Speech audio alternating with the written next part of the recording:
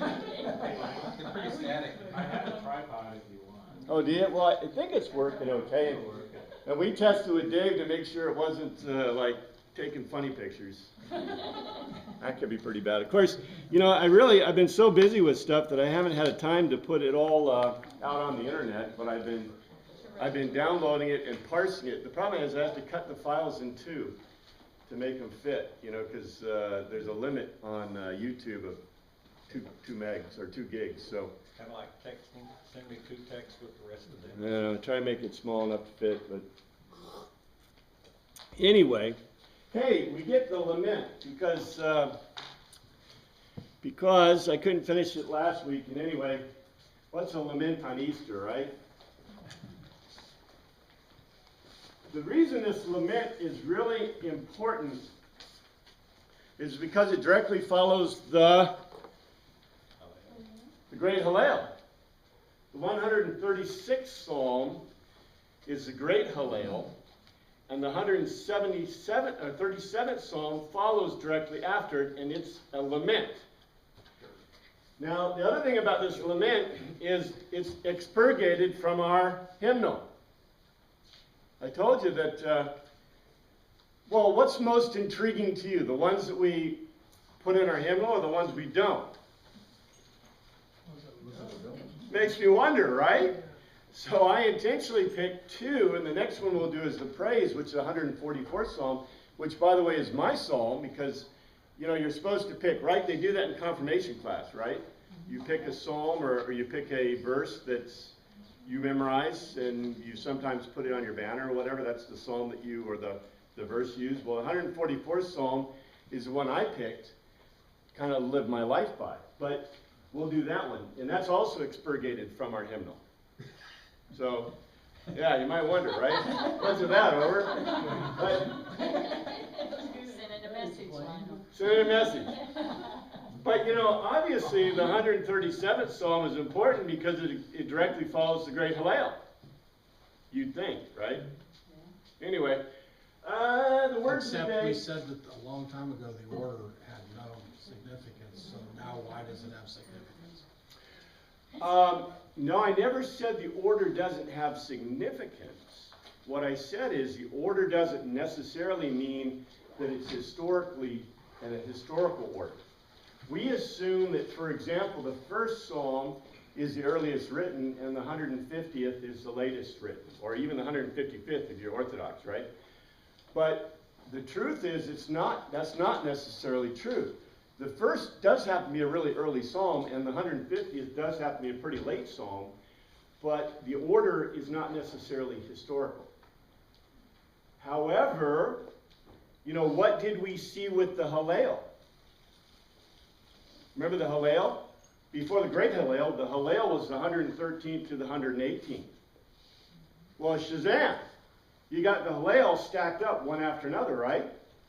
And remember how I told you the 117th is probably, remember the 118th doesn't start with Hallel, but the 117th does. And I told you that it was probably an add so that they could say the Hallel for the 100. In other words, if you want to do Hallelujah, Hallel to Yah, you could do that by adding the 117th to the 118th, which implies what about the order of the Psalms? What's that? They're important. But what about that order? What's the point of the order? They have a purpose, they have it. But what's the purpose? If the 113th to the 118th are psalms that are done in sequence during the Hallel, They follow the liturgical in some manner. what'd you say? For worship? For worship, yeah. So when they put together the order of the Hallel, and the order was put together when? I want to draw a timeline anyway. Let's see, what color? Maybe green. I want to draw a timeline anyway because it's really important to this lesson, to this psalm. So if we have a timeline, and we know, let's see, when's the last 432 or so? That's 430, let's say, circa. That's the last book, right, Malachi. And so we know the Psalms were written, well, I'll assert that the Psalms are written. We haven't proof text all those, but I don't think we'll find any that were written past that, although there are some what do you call it, historical revisionists that want to put the Psalms in a later period, but that's probably silly. Because we know they were already together by the time the Septuagint, matter of fact, before the Septuagint was put together, we know that all the Psalms existed, but the Septuagint made them the what? Psalmoi. He even named them. So we're guessing, we can guess, right? That we saw that some of the Psalms look like they're written in the very early period. So the Psalms written, you know, now and there, right? All over the place. And somebody collected them together, quite appropriately, at some point between now and then, and gave them the Greek, this is Greek, name Psalmoi, before they got into the Septuagint. Because in the Septuagint, the Greek translation, right, now we've got Psalms labeled as Psalmoi, and they're in their order. So what is obvious in this is at some point they took the order that was probably used in worship anyway, and they put the Psalms in that order. Is the Septuagint, is that like 200 something? What is? Yeah, about 250 to 200 BC. That was when it was translated. That doesn't mean that there wasn't stuff going on before then, right? And all the subscriptions to the Psalms, the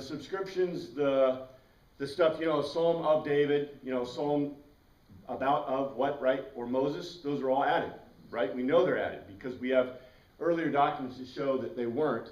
They're all added basically prior to the translation. And they're Talmudic probably sources. So the order is important, is important in Jewish worship today as an order of the Psalms. And by the way, it's important to us too, because we use the Psalms in liturgical practice, right? And theoretically, if you go back and look at the Psalm things, I don't think we quite follow the 1, 2, 3, but it's not that far off. You know, we don't necessarily, we skip around a little bit, but not a lot. The reason we skip around is why? Our calendar is every third year we do this. I mean, we don't do the entire thing each year. Well, we try to fit historically. Historically, the church, you know, the original calendar of the readings of the church started really early. You know that, right? Really early.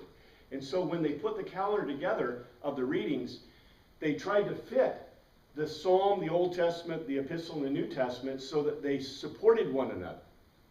See? And that's intentional. And so we do a little skipping because they support one another.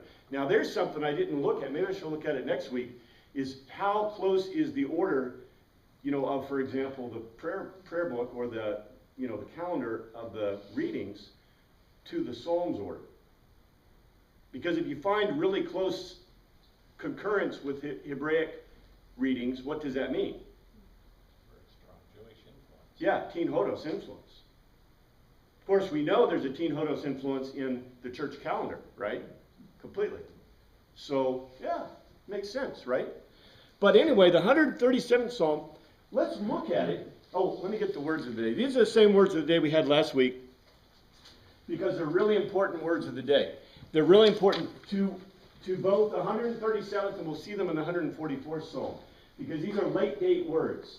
Shahir means, okay, remember, Psalmoi does not exist, but that is in Hebrew. Psalmoi means to sing a song with a lyre. So Psalms are intended, at least from the Septuagint period, to have music. They're probably catatonic.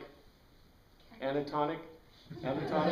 Well, there's anatonic means you're on, I think, on a single note. Catatonic means you're on a single note. Not catatonic like catatonic, right? But there's F on, okay, I'm not a music guy, okay, but anyway. Cantor. There's the cantored originally was on a single note. So somebody gave me a note. And then we went to aphonic, which means you change at a point, like we kind of do our psalms.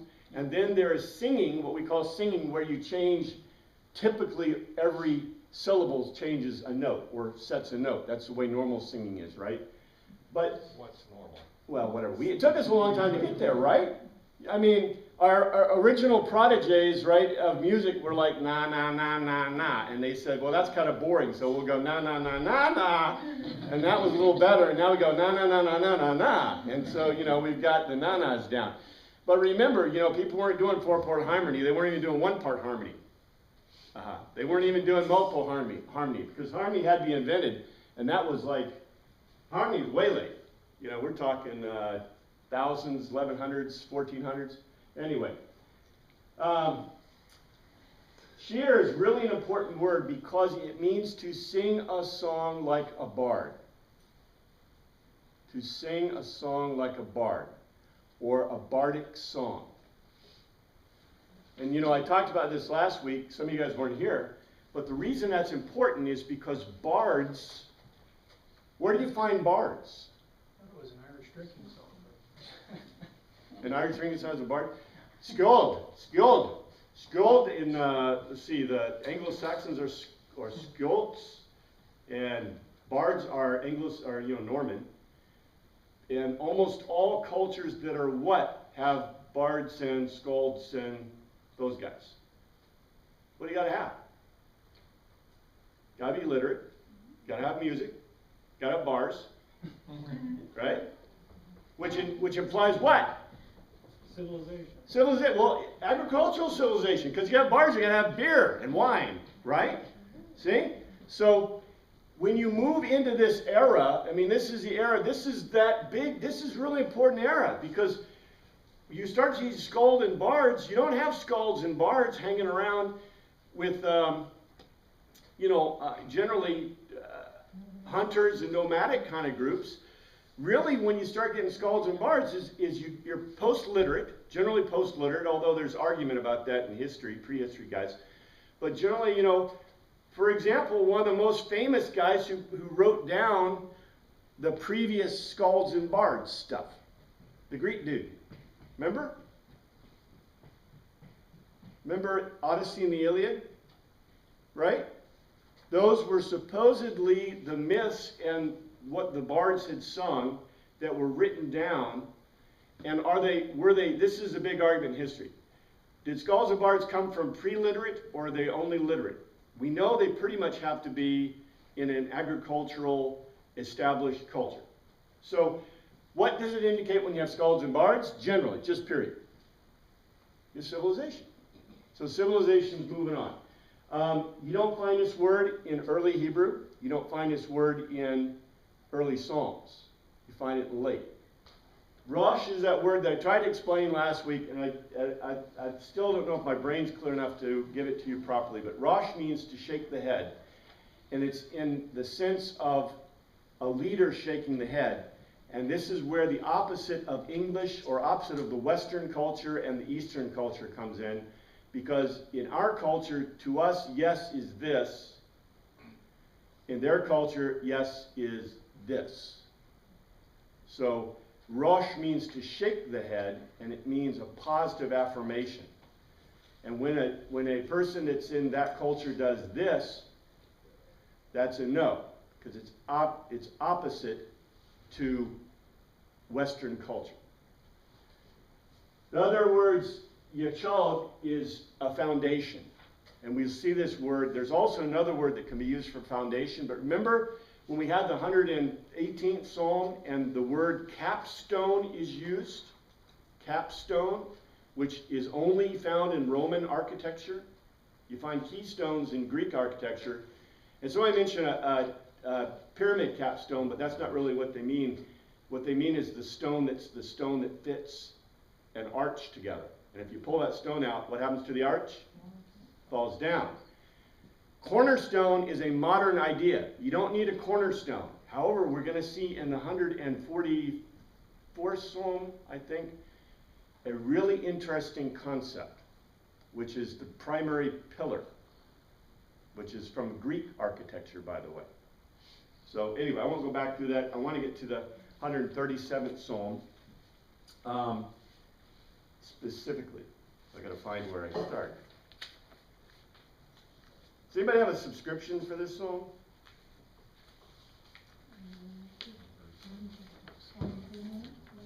Experience of captivity, What's that? experience of captivity. Well, I think that's I just read what you asked, Is there a- That's what it said. A person in exile weeps over the bitterness of captivity. I think that's a, what do you call it, a theme thing, but yeah.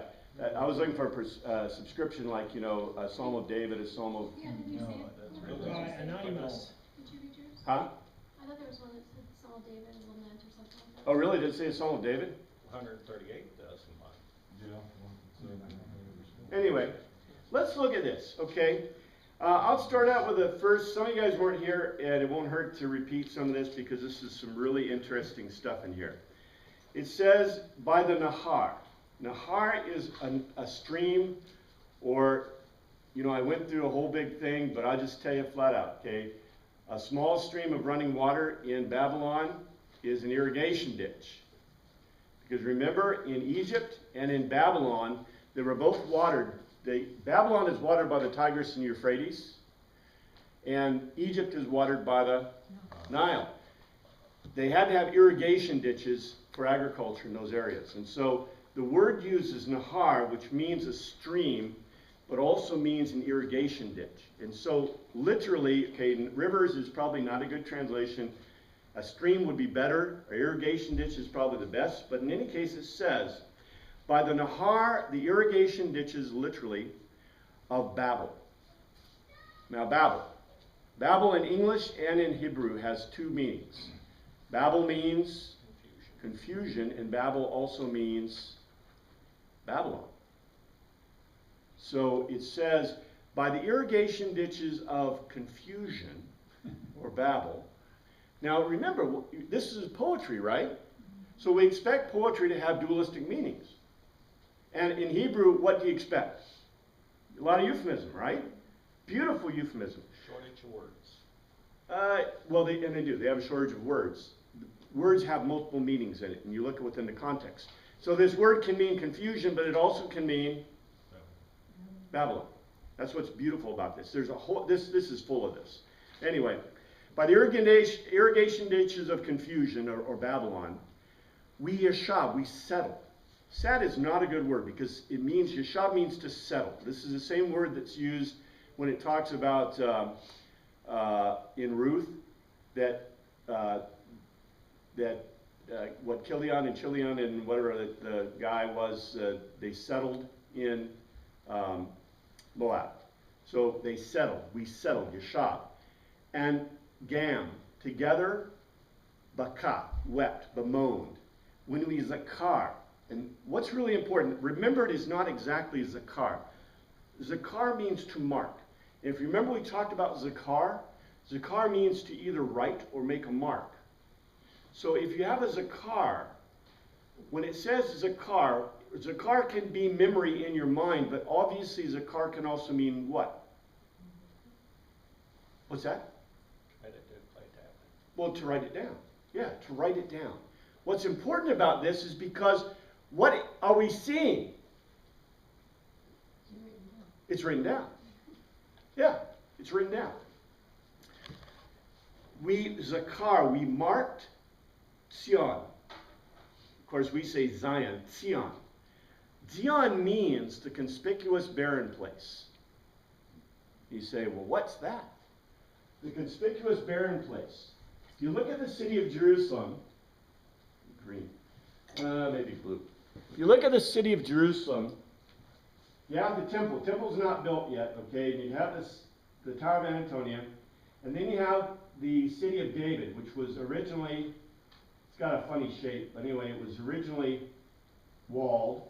And the pool of Shiloach over here. And what was characteristic of the city of David? The first place that they walled. Why do you wall a place? Defend it. And where do you want to build your walled place? High. High up. And what's the biggest problem with having it high up? Water. No water. So by the way, Hezekiah built the pool of Shiloach, right? When they walled the rest of the city. That was the reason that he built his thing to give water to Jerusalem. And by the way, they couldn't get water into the Ophel. This is called the Ophel until that time. But anyway, the barren place is here. And this is where they built the walled city. And so Zion literally means a conspicuous barren place, because if, you know, here's the hill, here's the Mount of Olives, but all around this is open plain. And so when you look, if you probably looked before they built the city there, what could you see? The hill that was where David built his city of Jerusalem.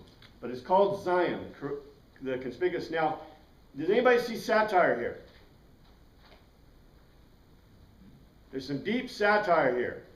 They're sitting by irrigation ditches. That means obviously what? Water. Gardens and agriculture and Milk and honey. things growing. Yeah, and we're going to see this in the second one. It's beautiful stuff, right? Green. And they're comparing it to the barren place. Okay, now you got to catch this satire. Satire also indicates what? Cultural advance. Cultural advance. They're never as satirical or paradoxical as the Greeks, but this is getting pretty close. As a matter of fact, all the late Psalms are like this. Look at this. This is beautiful on 2. They're in the midst, Tavak. They're in the midst. It's not on. They're in the midst, and it's not poplars. It's Arab. It's willows. They're in the midst of the willows. Can you see this? What's the midst of the willows? They're sitting in a grove of trees. They're in a grove of trees. And by the way, if you know anything about ancient cultures, what do they do with trees? Worship trees. Yeah. Remember, the sylphs and dryads and all that stuff in Greek literature were in the trees. And so expect every pagan culture and every, animistic culture to worship trees or whatever. So the fact that they're mentioning trees and specific kinds of trees, willow trees in our culture and all cultures represent, well, they're around water, but what do they represent?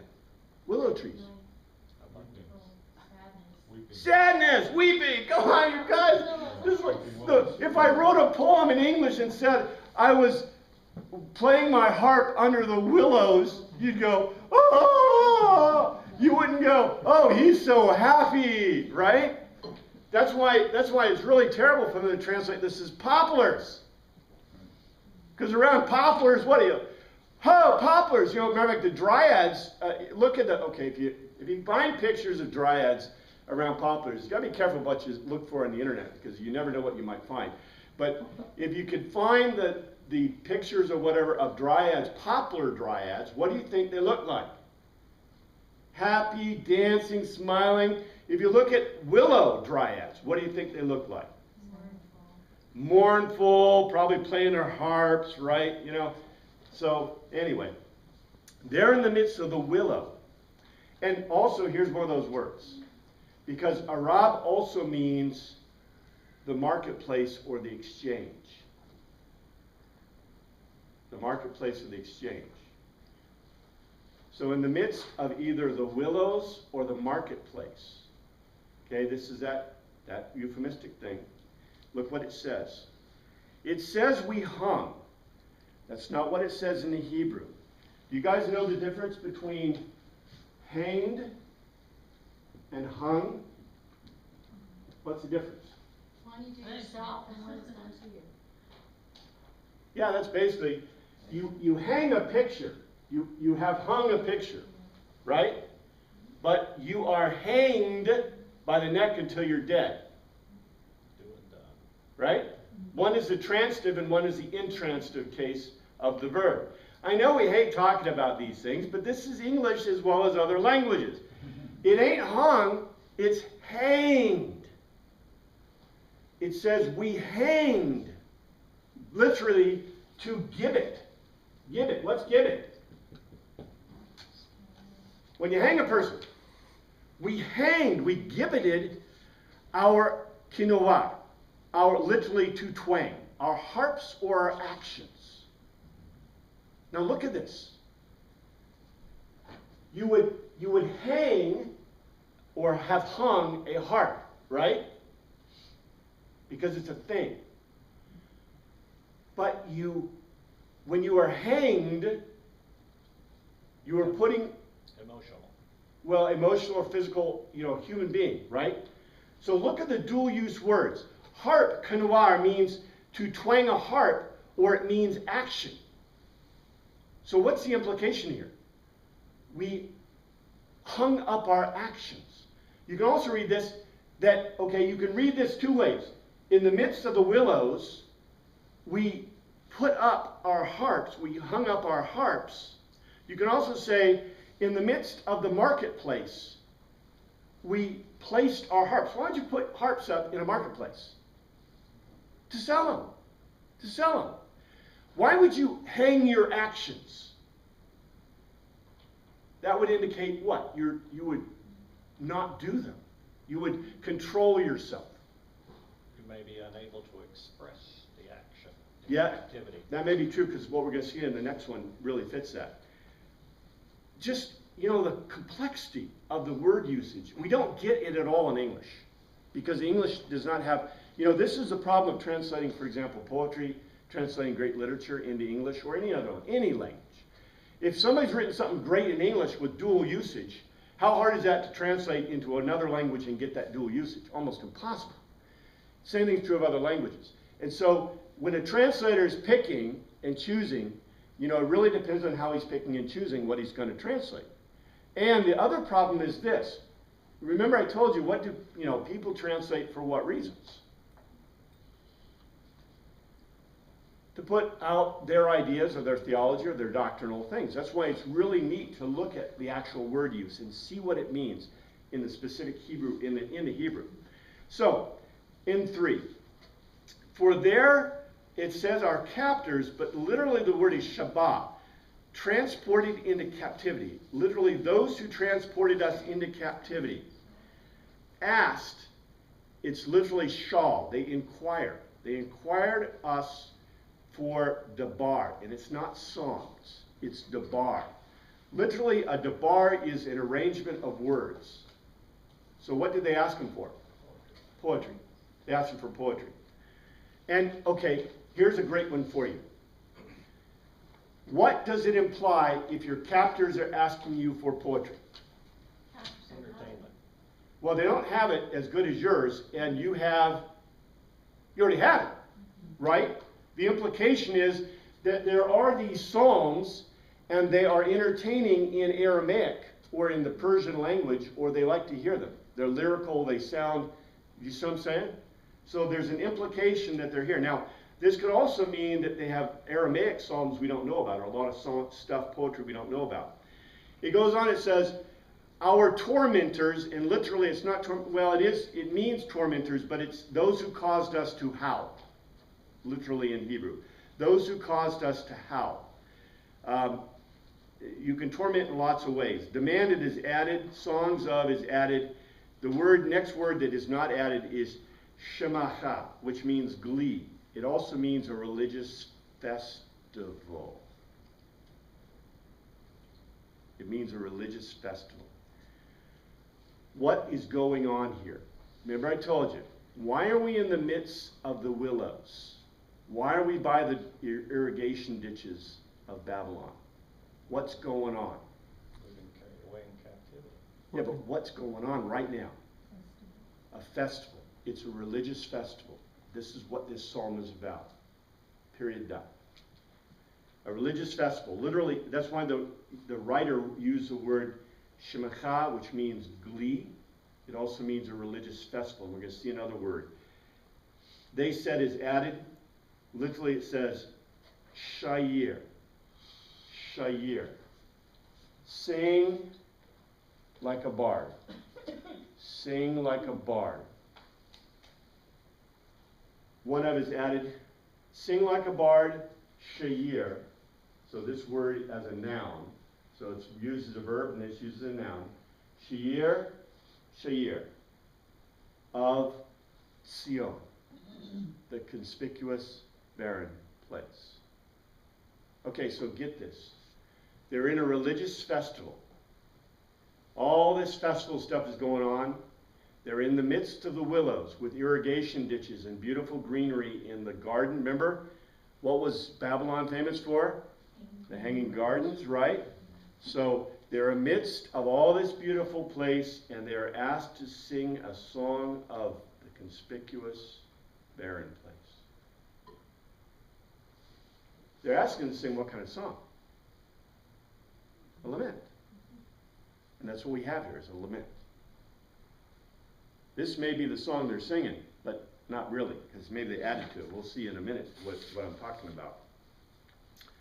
Goes on to say, let's see, I think I had a, here's my translation of this. And, you know, like I said, there's some dual use words here, but literally, in the market, the groves of willows, those who transported us into captivity inquired an arrangement of words, poems.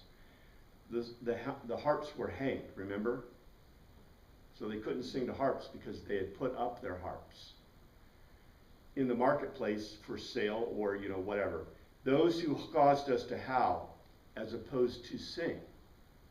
Those who caused us to howl as opposed to singing were full of glee. They had a religious festival. Sing like a bard, a singing of the barren place Zion. Belittling them. What's that? The belittling them. They are belittling them. You know, they could be belittling them. It depends. It depends on if they've developed sarcasm in their culture. Because they may not. They may not even understand. You know, think about it this way. If you're let's say that you have servants, you're Victorian English, or let's say you're a slave owner and you ask your slaves to sing. Right? What are you looking for? A good time. Maybe not. Maybe your back to his belittling, maybe Yeah. by exposing their culture, it makes you feel better because look where you are and look where their culture took them.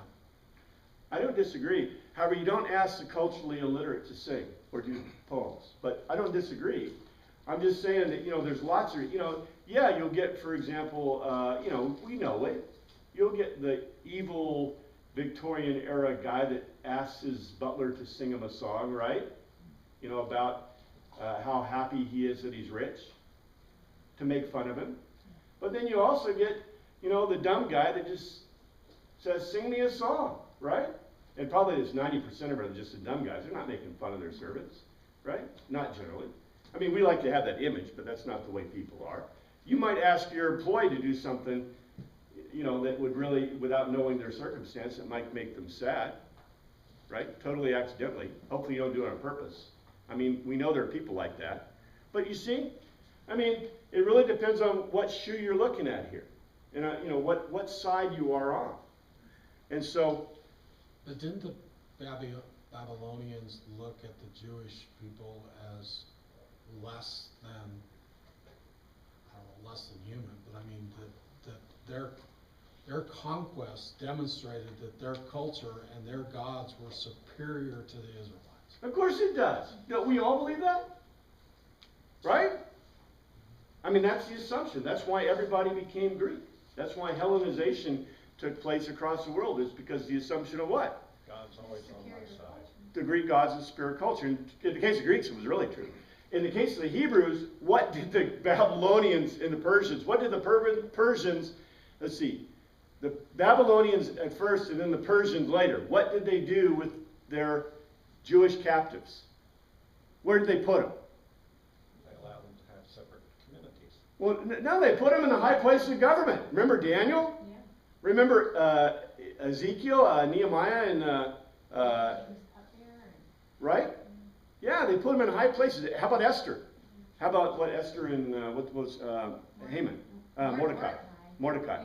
He didn't know Haman was Esther back. Jewish, She became a queen. But when she revealed that she was, he wasn't mad about it. He was mad that she was gonna kill. Yeah. So the Babylonians and the Persians held the Jews in really high esteem. That's why you'd ask them to do a poem or sing you a song, like a bard, right? But yeah, there could be sarcasm. There could be intentional malice. There is obviously opposite intentional malice. We'll see this, okay? This is a question in 4. How can we shayir, sing like a bard, the shayir of Yahweh? Of Yahweh. Okay. It's a religious festival. What are they asking them to sing songs about? Their own gods, I imagine. Well, no, they're asking them to sing songs about Yahweh. That's what she meant, right? Is that what you meant? The Israelites God. Yeah. I And she said that that at a religious festival, they'd be wanting to sing about their gods too, but. Yeah. And they might, I thought maybe the Israelites would feel so conflict singing, praising Yahweh at a pagan religious festival. What you're saying is exactly right. You're exactly right. Can you see this picture though? Okay, the fact that we're in a willows, the willows indicate what? They're gods, right? And so they're asking him to sing songs about Jehovah as if Jehovah is just another deity. Yeah. Why would you want them to sing about their God? Part of worship. Well, it's a religious festival. I captured your people, and that means I captured your gods. See? Yeah, and usually, what did you do with the gods? The gods were physical. The problem with the Jewish gods is that God wasn't physical. How is it represented? How is Yahweh represented? By the name. The name is what represents Yahweh. Nothing else. We don't have, there are not other gods in history. There may be, but I don't know of them. I'm sure there is someplace. But in general in history, is there cultures that say, don't say the name of our God? No, most times they want you to say the name of their God. To the lesson today. What's that? To the lesson today, they were all Thomases.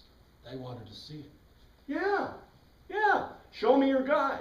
Because it's usually this thing, carved. In the Old Testament, it's really cool. There's a word for a carved idol and an idol that is made of metal. It's basically been formed from molten. So what you have is this whole thing about your gods. And they've captured this God and they're asking him to tell us poems because to them, how is this God represented? This Yahweh God represented? Show us his picture, show us his idol, show it whatever. In words. Yeah, because there's no idol. You can't take that God out. And by the way, this is really neat. You should go, I want to do it. I want to see a kami festival in Japan because in Japan they still do this. They take the deities, they take the kamis from kami is a god, means God in Japanese. They take them out of their shrines. And during religious festivals, they march them around and they do music and they sing and they dance. It's a huge thing in the Japanese religious, in the past religious culture. They're growing out of it, but it's something they do. And this is what they typically did in Greece. This is what they did in Assyria and in Babylon, and the Persians did it. They had their gods, they kept them in the temple most of the time, and then on the festivals, they put them in a little cart, or they carry them, and they take them through the streets, and they venerate them. You find this all over the place where there's still strong paganism. You find this in Mardi Gras, New Orleans. in Mardi Gras, yeah. Kinda-ish, right? How can we sing songs? How can we sing like a bard, bardic songs of Yahweh? Which assumes there are bardic songs of Yahweh, which, by the way, this is one. While in a nakar, a foreign, or literally nakar is really an interesting word. I should give it to you as a word of the day. Nakar means literally those we have to look askance at. Now this is really important because, the idea of a foreign person in Jewish thought. For example, if you see a person and he looks kind of similar to you, are they foreign? How can you tell? Often by their dress. By their language? By their dress, maybe? So the word in Hebrew means literally to look at a person, like scrutinize them, to literally scrutinize them. So when you see the word, usually the word foreign or foreigner comes from this nakar, which means you have to scrutinize them. The assumption is they look kind of like you already. Now this is really important, I think, because all these Middle Eastern people looked kind of similar-ish, right? And their dress is kind of similar-ish. So the only way you can tell is by looking for details. And remember, these are pretty closed cultures. Remember, how did they tell the difference between in the judges, between that? Couldn't pronounce. They couldn't pronounce the SH, right? Or TH, or whatever, Shibboleth, right? So you had, they weren't foreign, but they had to scrutinize them. to know that they were different. So I think it's an important thought here. While in a Nakar, a land of strangers, literally, Amada, red soil, Adama. Adam means ruddy red color, and Adama means red soil. Adam comes from the name of the soil. 5, if I ignore, it's not forget, it's literally the word is mislay or ignore. If I mislay or ignore you, Jerusalem, may my right hand, my yamen, my literally right hand or right side, forget, shaka, mislay or ignore its skill. Okay, it's skill at what? Skill at singing, skill at playing the harp. Because what did they do with the harps? They had hung them up, right? Which means they're not using them. I don't know if it's because of the religious festival. I don't know if it's because they're selling them in the marketplace so they can have money. I don't know what, the exact connotation here is. But the point is, he's saying, may my right, and right hand, when it says right hand, it doesn't literally mean, it means your right side. It means your skill, your abilities. May you ignore your abilities. And, oh, Jerusalem. So we went from Zion, which is the barren place, to Jerusalem, the city. And by the way, in Jerusalem at this time is the temple. So when I say Zion, do I mean the temple? No. When I say Jerusalem, I mean the temple. So literally, what is Zion? What is the barren place? The barren place indicates the political identity, where Jerusalem indicates the what? Jerusalem. The spiritual and political. Most of the spiritual. Because remember, the city of David did not include the temple. The temple was outside the city of David. 6. There's some really interesting stuff in here. May my tongue, okay, I've hung up my harp, so my hand is not going to forget, right? Now, can you picture this? What is he doing with his hand as he's singing? What is the bard doing with his hand? Right, he's playing even though he doesn't have an instrument. Air harp. Air harping. Air harping. Yeah, yeah. Just, I want you to see his picture. This psalm is giving you a picture of what's going on. See? And, in a culture like this, do you think, we think of air guitar, right? And we think of, what's his name? Who did the famous air guitar scene? Tom Cruise. When Tom Cruise did the famous air guitar scene? Ferris Bueller. Anyway, there's the, air guitar. To us is a funny thing because we always think of it as a funny joke, right? But they're actually air guitar contests, right?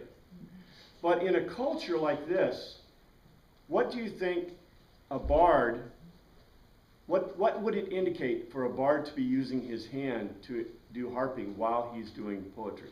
With rhythm. He'd be with the rhythm, but they would see that as a refined thing. You know what I'm saying? Because it would be an indication of what to the gods? It's a method of praise to the gods. Just look at ancient other cultures. How do a lot of cultures praise God through their motions? In Bali, they have the different types of worship, things. In the luau, the stuff from the isles, from the Hawaiian Islands, or from all those islands. A lot of those welcoming dancing, that comes out of their culture.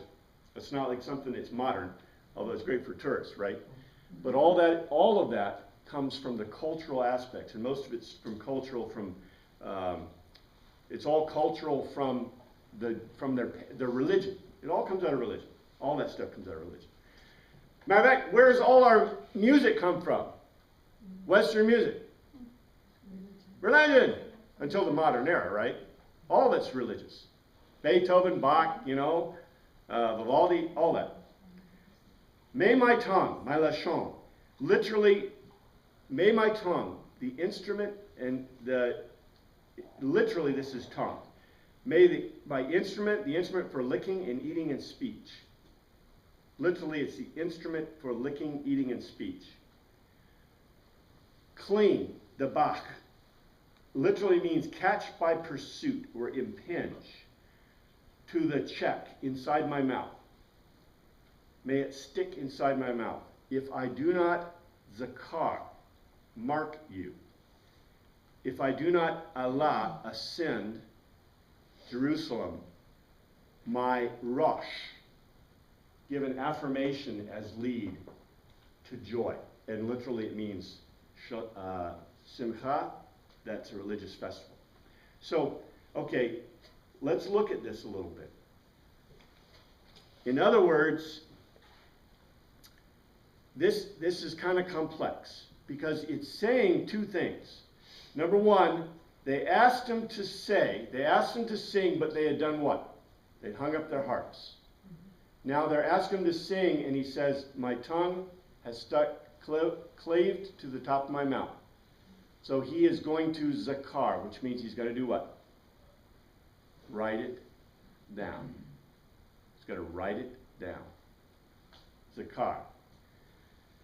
And then it says, if I do not consider, and you know that it's really the if is kind of literally it's just ascend Jerusalem, and the Rosh. Basically, it's a Rosh, so it's an affirmation of the shake of the head. The leader is giving an affirmation of the shake of the head to what? What is he affirming? What is he giving a shake of the head in affirmation to?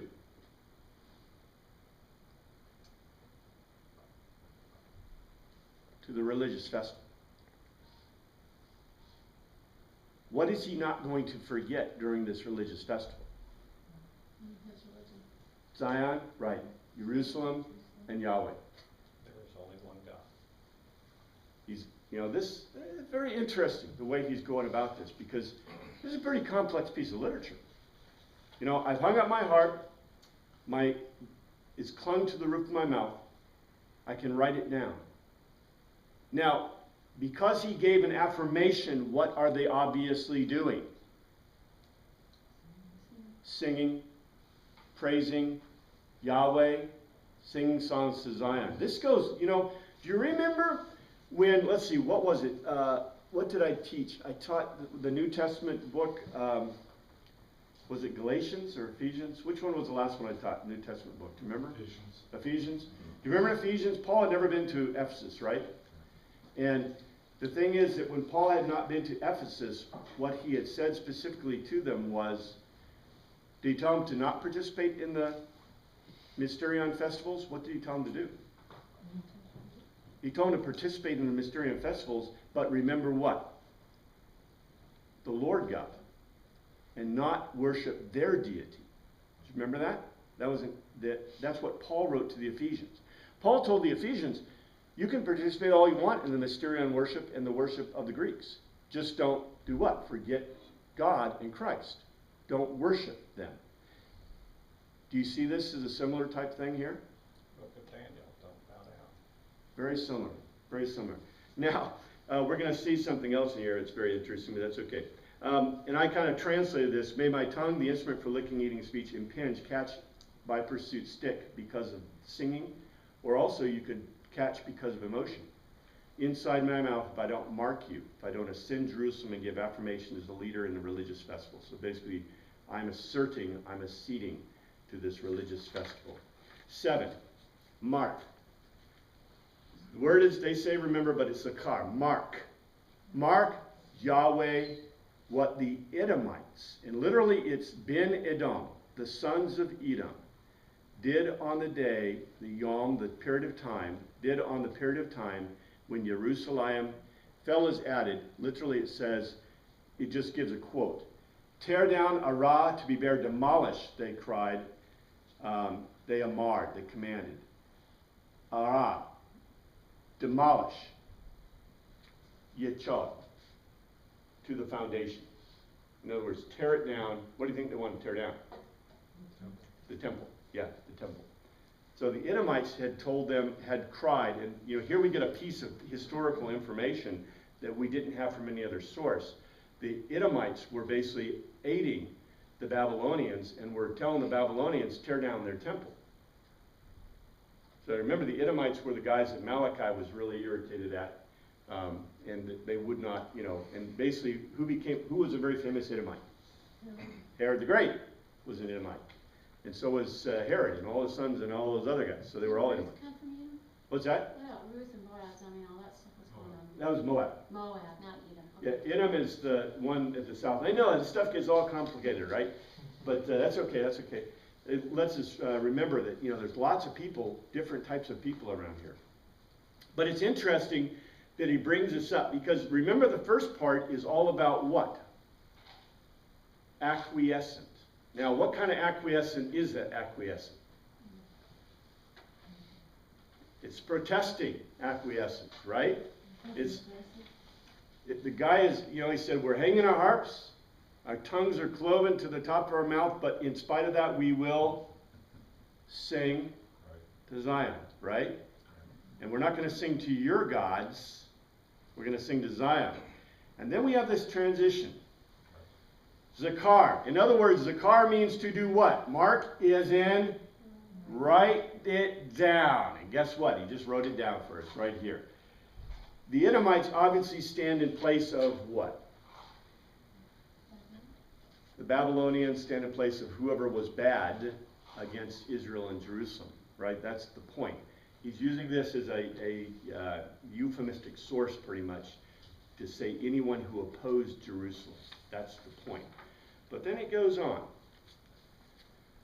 In this part, they probably didn't sing to the Babylonians.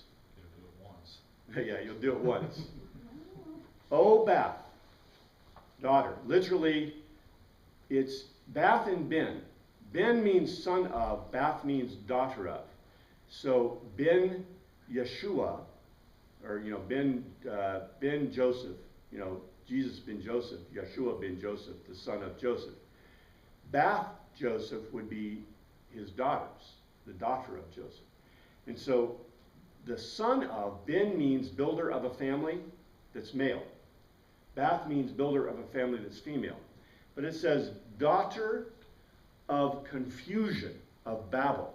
Daughter of confusion. So maybe the Babylonians didn't get this because they didn't know what the word meant, but I wouldn't say this either. Daughter of confusion, doomed to Shaddad, literally, who shall be ravaged. I know we expurgate, we like to expurgate, it means literally, who shall be ravaged. Asher, happy is the man. And basically, Asher is where you say, oh, happy, etc., etc. This is a word that instead, if you wanted to make it glee and be happy, this is a word you would use instead of religious festival. Asher, happy as a man is he who repays. Literally, shalom is safe, is completed for the way you treated us. Gamal, literally the way you treated us. It's payback. So payback.